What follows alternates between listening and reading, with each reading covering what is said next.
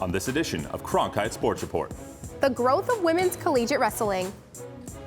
A dive into the ring with one local pro wrestler. A pioneer returns to Pinnacle. Herm Edwards and ASU's ties to the military. GCU basketball shoots around the globe for recruits. And ASU makes a splash in triathlon. These stories coming your way now on Cronkite Sports Report.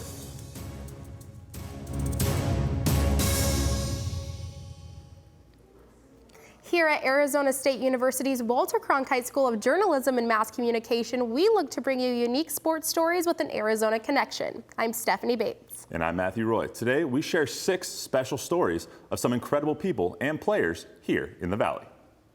We start today's show on the wrestling mat, where you'll find plenty of men, but not so many women. Mackenzie Pavicic sat down with a couple of women, hoping to help change that. It's never easy to be the first to do something, even with my own career. Like, you were the first to wrestle for ASU, and that's great and all, but there were days where it wasn't so great. In 2007, Kelsey Campbell became the first female wrestler on Arizona State University's roster. But it wasn't about being the first. It was about being her best. At the time, I was kind of struggling with structure from a scholastic standpoint and a wrestling standpoint, and I felt like if I try out for the team, I have nothing to lose. So she did, and by becoming one of the very few women to ever walk on to a Division I roster, Campbell helped pioneer a decades-long effort to bring women's wrestling to the same stage as the men. But like any trailblazing effort, not without a little struggle. Being accepted, feeling part of the team, finding that place where you understand that the success that you may have in the room is going to be gauged a little different. I would think that those are some of the issues. Like many other Sun Devil greats, when Kelsey's ASU career came to an end, she wanted to continue on to her dream of becoming an Olympic champion. But in order to be able to do so, she had to find somewhere to train where she had access to more female training partners. So Campbell made the decision to move to the Olympic Training Center in Colorado Springs. But as popularity in the sport, especially among women, continues to grow, Campbell is now able to train for the Olympics back in her home gym thanks to a concept called regional training centers. We took the center up in Colorado Springs, where you had 3 coaches, and now we have many, many coaches across the country. So RTCs give women like Marley Smith a place to train if they don't want to attend a school traditionally meant for women's wrestling. I wouldn't worry about it. Smith says she decided to come to ASU because it was the best place for her to train and to study family and human development, even if that meant having to wrestle in a room filled mostly with men. A lot of the schools that I was checking out didn't have that major, and the women wrestling schools were just in the middle of nowhere. They were small. I just loved it here. Smith started as an RTC athlete, but now she follows in the footsteps of wrestlers like Campbell. She even gets to share the mat with her. She's not just like, oh, she wrestles and she wants to join the team. Like, it was more like she's really trying to do something big. Smith says she's not stopping at breaking into a men's roster. She hopes to help ASU become the first Division I school to have a women's wrestling program. Having the guys is obviously a good thing and it helps me a lot, but it would be better if there were other women here. And the future of women wrestling at the Division I level? You know, some say 5, some say 10. Had some conversations, they think as early as next year. And there's a lot of questions as far as a facility, coaches, Title IX numbers depending on your school. I think those are a lot of questions that still have to be answered. While those answers are being found, women will continue to work toward passing the torch to the next generation of female wrestlers with hopes that they can compete at the Division I level. In Tempe, Mackenzie Pavicic, Cronkite Sports Report. We now move from the collegiate wrestling mat to the professional wrestling ring. Numerous promotions host live shows all across Arizona. For one man, living his life between the ropes has given him a purpose. Corey Kirk introduces us to a man who grapples with a lot more than just his opponents. Deep in the dark basement of Nile Theater, Phoenix resident Charles Palaio is putting on his knee pads, taping his wrists, ready to don a different mask. Growing up, the one constant thing in his life was professional wrestling and larger-than-life characters like Hulk Hogan and Randy Macho Man Savage. When I watched wrestling, everything was everything else is gone. There was nothing else except for what I was watching on television. Once Palaio got older, he had an opportunity to be trained professionally and chase his dream of competing, starting off in the independent circuit. They opened a school called the Power Plant, and signed up. I told them I was interested, went in, and the rest is history. After 6 months of proper training, he finally became R3, where he met his eventual tag team partner and best friend, Evan Daniels. R3, the character, he's not gonna listen. He's just there to beat you up. He's a monster, basically. R3 is a persona that Palaio's been developing since the age of 15. Another version of himself, R3 is everything that Charles actually hates. I guess that evil side of Charles, and then you have the one contact that's always like, we're in a battle. R3 and Charles are always fighting. When it comes to competition and in an area and environment where you have to be aggressive, R3 is always gonna win. Pro wrestling can have that stigma that what takes place is scripted, but people's perception change when they enter the ring. And plenty of experiences where I've seen people come into like training or our schools, and they think that, and then they leave, with the barf bucket, or they leave and they never come back. Through all the injuries he's dealt with, Palaio has learned the importance of self-healing and injury awareness.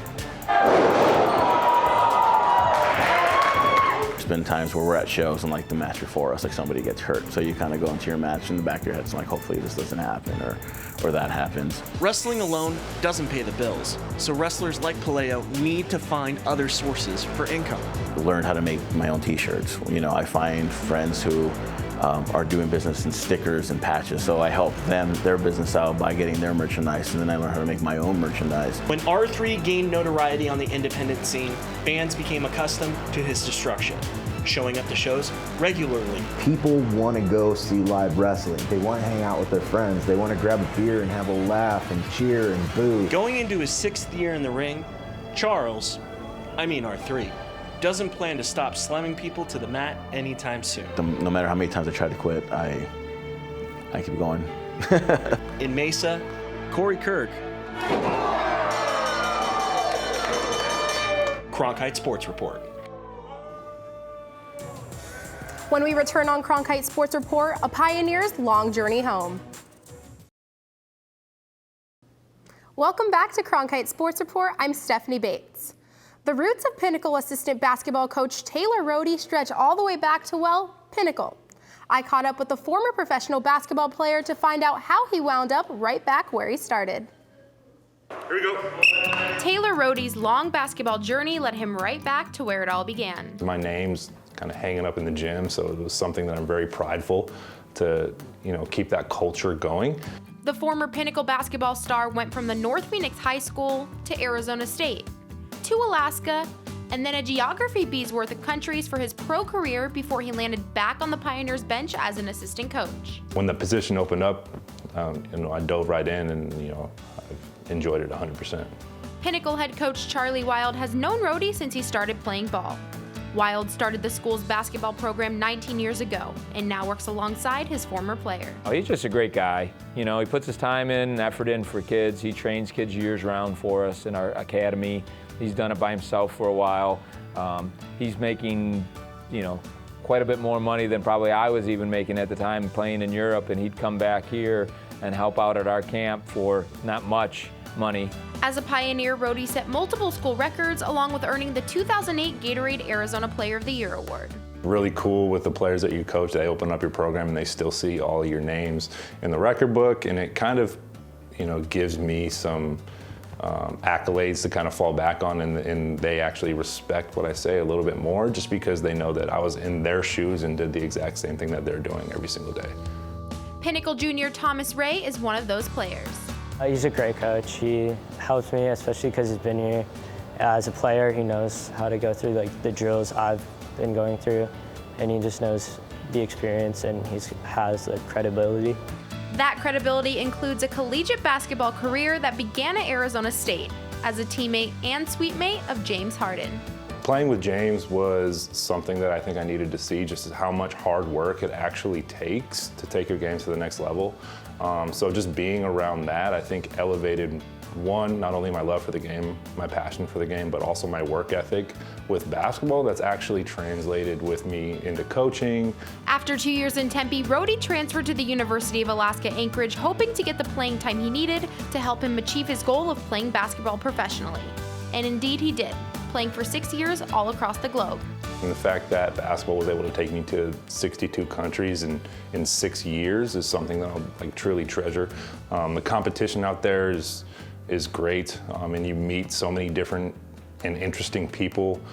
Although his professional playing days are long gone, Rody looks forward to his future coaching high school basketball with hopes of one day taking over the program. I definitely want to stay around Pinnacle for as long as possible, whether Charlie coaches there till he's 80 years old, or I get the opportunity to kind of take over the program. It's something that I truly take pride in. Rody's family is all here in Phoenix, positioning him for a long stay at home after years all over the world. In Phoenix, Stephanie Bates, Cronkite Sports Report. 3 down, 3 to go. Up next on Cronkite Sports Report, Herm Edwards' family military history and its connection to ASU.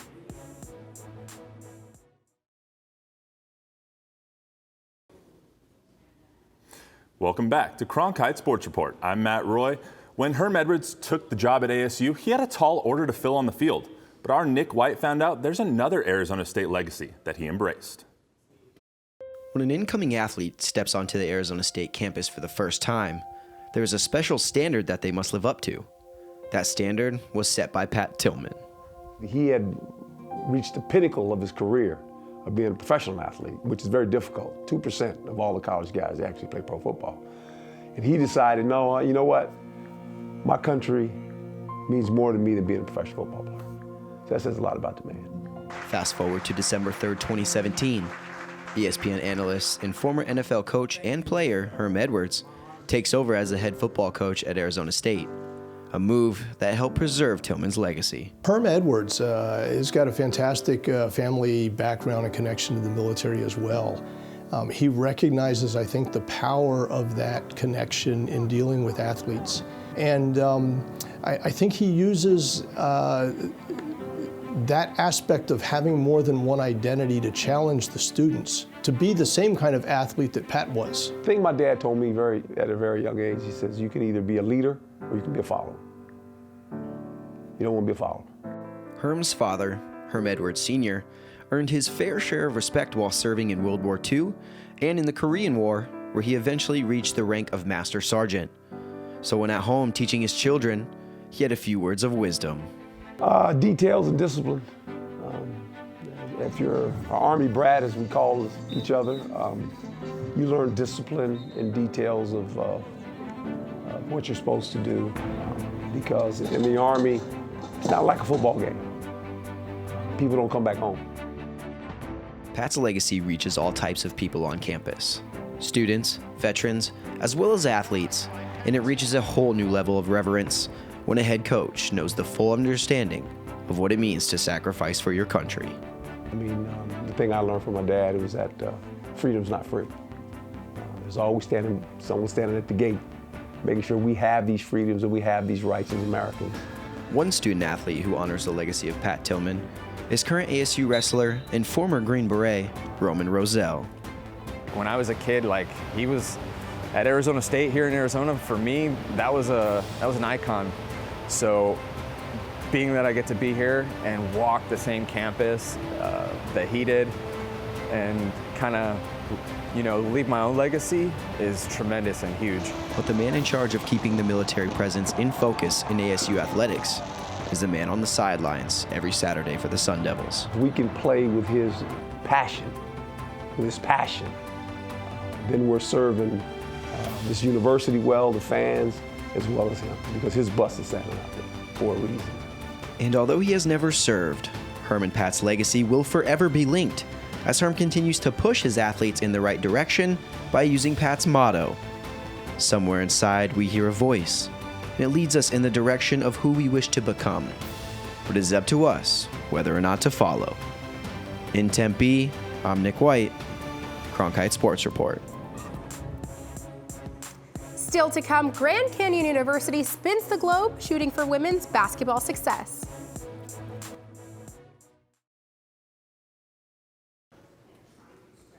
The women's basketball team at GCU is still relatively new to Division I basketball. But as our Lauren Koval explains, it's drawing special attention from a new group of players. International recruitment is part of the game of basketball, and that is the philosophy Grand Canyon women's basketball head coach Nicole Powell has embraced. GCU has 4 players representing Canada, Spain, and Finland on the court. Coach Powell is used to the competitive international element of basketball during her time overseas and in the WNBA. Played against a lot of international players in the WNBA as well, but you've got to compete every single night. The international recruitment process is different for each player, depending on the country and level of play they come from, and the reasons they decide to leave their home country. I did an AAU circuit when I was in high school, so I'd travel in America in different places. Nicole Powell saw me play, and that's how she started recruiting me. Spain, if you want to play at good level, you cannot study because they always practice morning and afternoons, so they don't let you study at the same time. Venla is a shooting guard from Finland who has already made a career for herself playing for the Pro League in Finland, and that helped her feel confident in traveling to Phoenix to play for GCU. Won my first national championship. I got recruited to the Pro League, so I went there to get some experience, and I grew as a player, and I think that helped me to come here. Carla and Laura were both players on the Spanish national team and knew each other in Barcelona before coming to GCU to continue playing basketball. It's like I wasn't sure, but I wanted to try it because, you know, if you say no, then you're gonna be like, oh, what if I will go, you know? So I was like, okay, I'm gonna try, and if I don't like it, I can come back home. And I think that it was like a good decision because it's like you grow up, you're far from home, but it's not that bad because I also have Laura. Tavia is a shooting guard from British Columbia and has been immersed in basketball since a young age. Her mom and dad were both high school coaches, and her brother currently plays for California Baptist. She followed in his footsteps, coming to America for a specific reason.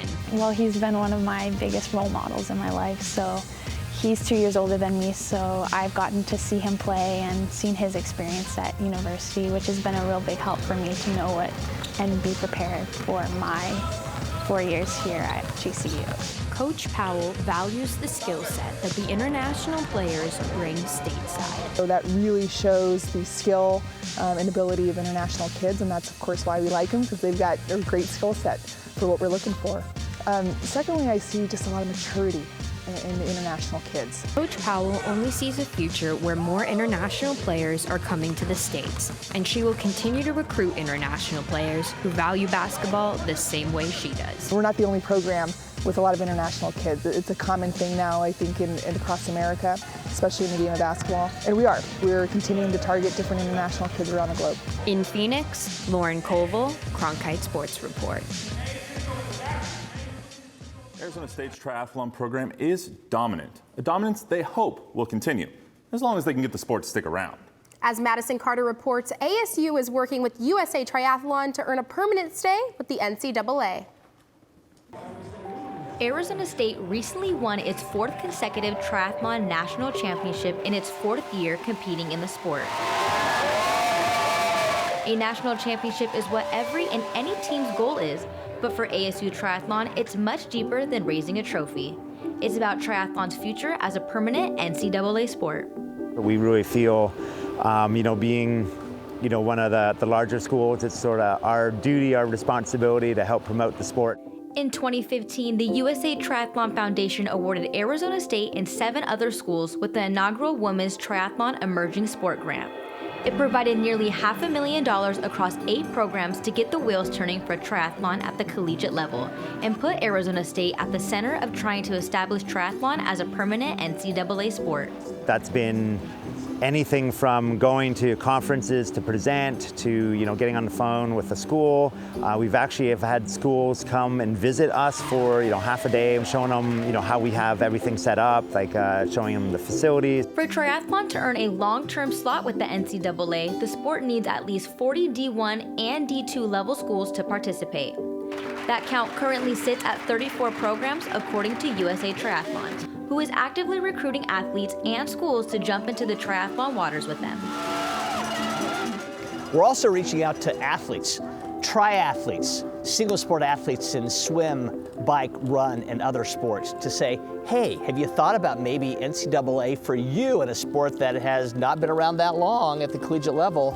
When talking to potential institutions, Tim Yount, USA Triathlon's Chief Sport Development Officer, said a main selling point is what triathletes can bring to their schools besides their athletic ability: academic success. So we're able to encapsulate that into an overview piece and a discussion with a lot of the administrators to say, first of all, 3.5 average GPA. Is there another sport, another organization, another group that can say that? Not many. You're not just adding student athletes, you're adding like leaders and role models, and these young ladies are the whole package. The USA Triathlon National Championship has been hosted here in Tempe for the past 3 years. Having the championship in a well-known location such as Tempe Town Lake is a great way for the sport to be recognized. So that helps raise awareness because we're so centrally located and it's a really public area. So people kind of see what's going on and they're like, oh wow, I didn't know triathlon was NCAA. Triathlon currently sits 6 programs from the finish line. Yount says once they reach the 36 to 37 mark, the process will move even faster. We believe, we are hopeful anyway, that come next year, this time, we will be at 40, and the process for getting NCAA to move it to the next stage will have started. Once we make that mark, it just validates everything that we know, okay, we're here, we arrived, we're on the path, so it's really exciting. In Tempe, Madison Carter, Cronkite Sports Report.